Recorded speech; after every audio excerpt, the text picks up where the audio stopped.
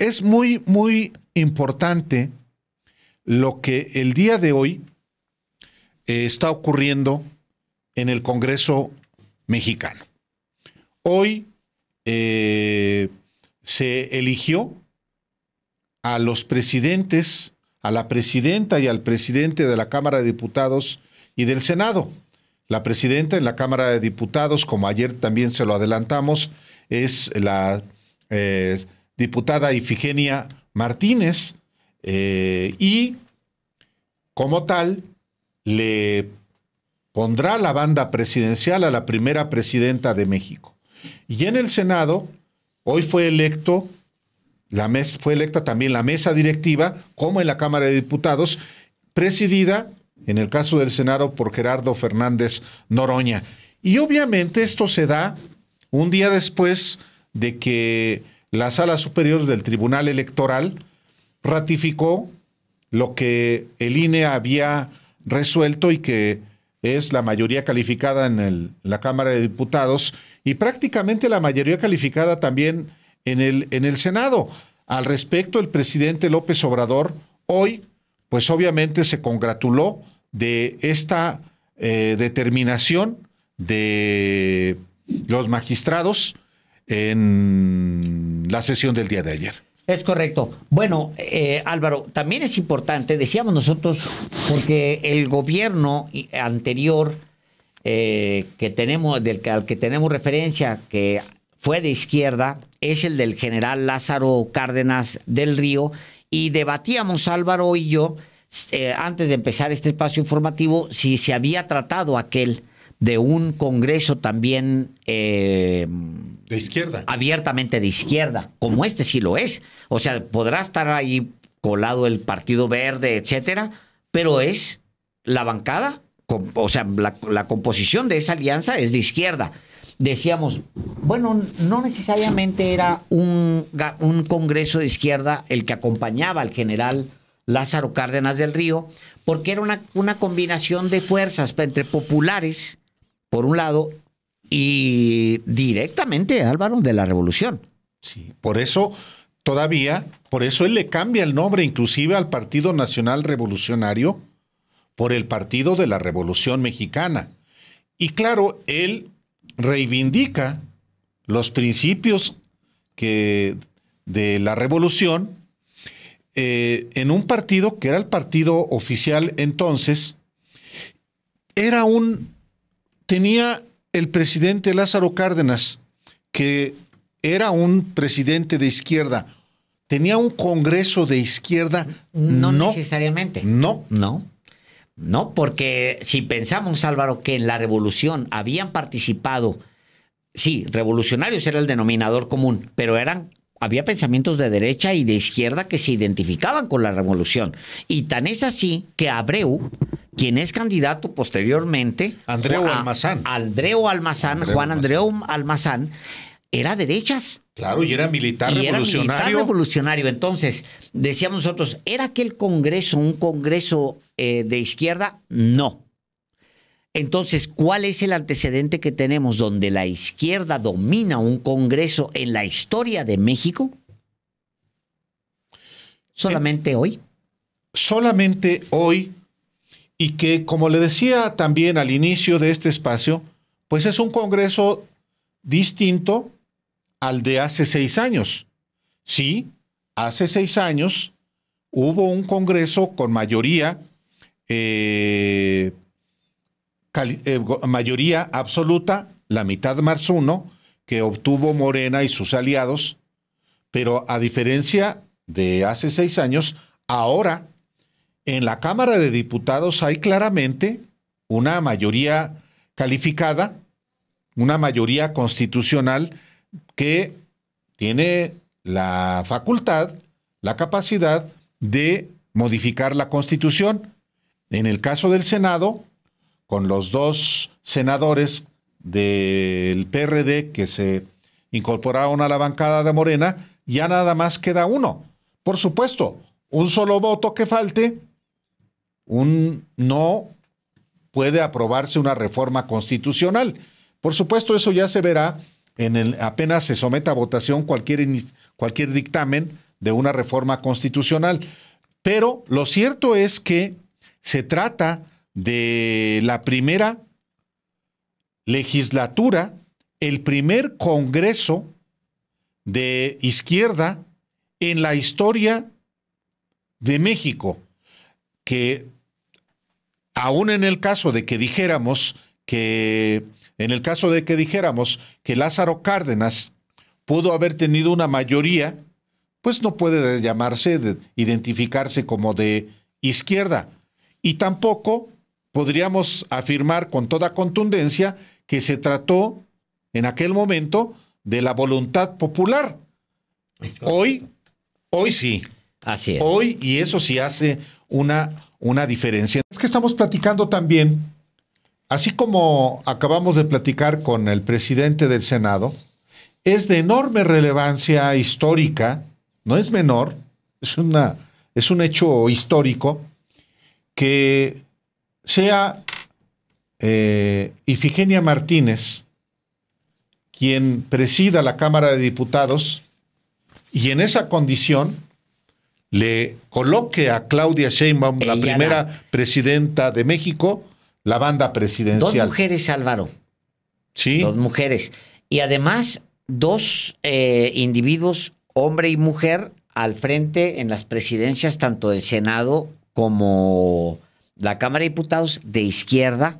O sea, ahí no hay duda. O sea, el caso de Ifigenia, el caso de Fernández Noroña, no hay duda. Son dos personajes de izquierda. Sí, sin duda. Entonces, pues claro que le da una enorme relevancia. Hoy los diputados, lo estamos viendo, rindieron protesta como justamente diputados federales. Ya se consumó esa formalidad. ¿Y eso qué representa, Alejandro? Pues representa que ya el proceso electoral quedó atrás, sí. Que ahora de lo que se trata es de que cada grupo parlamentario, tanto el mayoritario como el resto, cumplan con su responsabilidad de legislar para bien del país, para hacer las reformas indispensables a nivel legal y también a nivel constitucional, como lo platicamos también con el senador Gerardo Fernández Noroña. Y bueno, hay... Ifigenia Martínez y Hernández, Álvaro, que es su nombre completo, cumplirá, y esperamos que los cumpla, 100 años exactos al terminar este sexenio. Sí. Nació en 1930. 1930. Ojalá que Ifigenia Martínez cumpla su primer siglo al concluir el sexenio de Claudia Sheinbaum. Así es. De la primera mujer presidenta. Así es. Y Ifigenia Martínez fue directora, ayer le decíamos así de una manera muy rápida, fue directora de la que entonces no era Facultad de Economía, como dijo hoy el presidente López Obrador, era la Escuela de Economía. Sí, y fue maestra, como ayer también se lo decía, de Carlos Salinas de Gortari, de Manuel Camacho Solís, de Emilio Lozoya Talman, de José Francisco Ruiz Massieu, pero particularmente de Raúl Salinas, de Carlos Salinas. Raúl Salinas estudió ingeniería y fue una mujer dentro del propio PRI, pues de la izquierda, hasta que rompió con ese partido, con la izquierda democrática que integraban también Cuauhtémoc Cárdenas y Porfirio Muñoz Ledo, Alejandro. Fíjate, en 1967, Álvaro, fue la directora de la Escuela Nacional de Economía. Sí. Y en 1968, bueno, pues se da la invasión del ejército a Ciudad Universitaria y ella, pues sí, es una de las defensoras de la autonomía de la universidad. Imagínate, conoce a Torres Bodet. No solamente a él, bueno, pues imagínate la cantidad de personajes, a Ortiz Mena, claro, todavía del desarrollo estabilizador. Se comienza a dar en la UNAM una tensión entre las dos visiones, la visión nacionalista y la visión tecnocrática, que, bueno, sí progresa en la UNAM, pero fundamentalmente fructifica afuera de la UNAM. Por eso se crea el ITAM. El ITAM es justamente, y el Instituto Tecnológico de Estudios Superiores de Monterrey, creado por Eugenio Garza Sada. Parte de la historia de nuestro país, pero la dimensión de Ifigenia Martínez es relevante en esta época, y hoy pues es electa presidenta junto con Sergio Gutiérrez Luna. Kenia López Rabadán va a ser vicepresidenta de la mesa directiva, brincó del Senado a la Cámara de Diputados, y estará también como vicepresidenta María del Carmen Pinete Vargas. Y bueno, si te parece, Alejandro, escuchemos la toma de protesta de Ifigenia Martínez. Y desempeñar leal y patrióticamente el cargo de diputada a la 66ª legislatura de la Cámara de Diputados del Congreso de la Unión que el pueblo me ha conferido, así como la responsabilidad de presidenta de la Mesa de Decanos de la Cámara, mirando en todo por el bien y prosperidad de la Unión. Si así no lo hiciera, que la nación me lo reclame.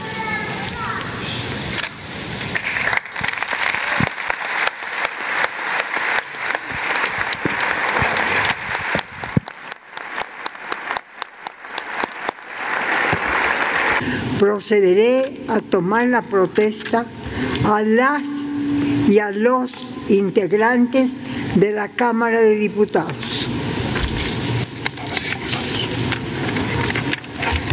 Diputadas y diputados electos, protestan guardar y hacer guardar la Constitución política de los Estados Unidos mexicanos y las leyes que de ella emanen, y desempeñar leal y patrióticamente el cargo de diputada y diputado a la 66ª legislatura del Congreso de la Unión que el pueblo les ha conferido, mirando en todo por el bien y prosperidad de la Unión.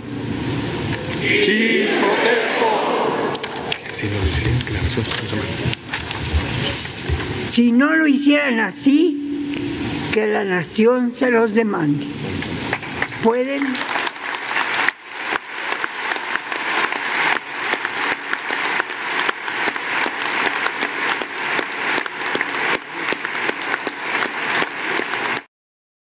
Pues sí, es un día en ese sentido muy relevante.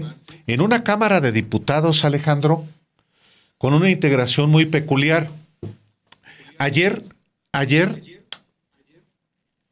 ¿qué hubo? No, ahora me falló. Sí. Siempre te falla a ti. Ayer en la noche no ocurrió dentro de los periodistas, pero el Partido Verde Ecologista de México le cedió a Morena 15 diputados. ¿Con qué propósito? Con el propósito de que Morena pudiera tener una mayoría absoluta, la mitad más uno en la Cámara de Diputados, y por tanto presidir pues el órgano de gobierno de la Cámara de Diputados, es decir, la Junta de Coordinación Política, que es la que pues en realidad le da la gobernabilidad a la Cámara de Diputados, define qué se discute, inclusive las comisiones. El cuerpo de gobierno. Exactamente. La presidencia es la parte de la conducción de las sesiones, la representación jurídica, pero el ente poderoso políticamente y financieramente también, porque administra los recursos, es la Junta de Coordinación Política, que está en manos de Ricardo Monreal. ¿Cómo quedan las fuerzas al interior de la Cámara de Diputados? Que es muy importante para la distribución de comisiones, de las presidencias de comisiones, de las principales, las más estratégicas. Bueno, Morena tiene la más grande bancada, llega con 236, pero con los 15 del Partido Verde, Alejandro, ya 236. 236 más 15, 301. Hijo, mano, qué barbaridad. Entonces, 236 más 15, no. ¿Cuál es la segunda fuerza política de la Cámara de Diputados? Iba a ser el Partido Verde, Sí, pero correcto. al entregarle 15 diputados a Morena, el que asume la segunda fuerza en la Cámara de Diputados es el PAN, que tiene 72 diputados y 62 el Partido Verde. El PAN es la segunda fuerza con 72 diputados. La tercera fuerza es el Partido Verde con 62. Y luego, el PRI tiene el triste número de 35 diputados y el Partido Movimiento Ciudadano 27. El Partido del Trabajo 51 diputados. 51. Bueno, es No, bueno, tiene más que MC y tiene más que el PRI, Alejandro. Sí. Es una fuerza ya importante.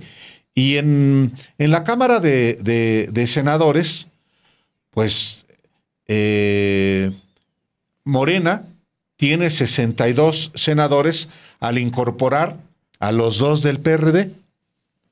El PT contará con 9 y el Partido Verde con 14. Y juntos, pues van a tener 71 escaños en el Senado. Carajo. A 1 de la mayoría calificada.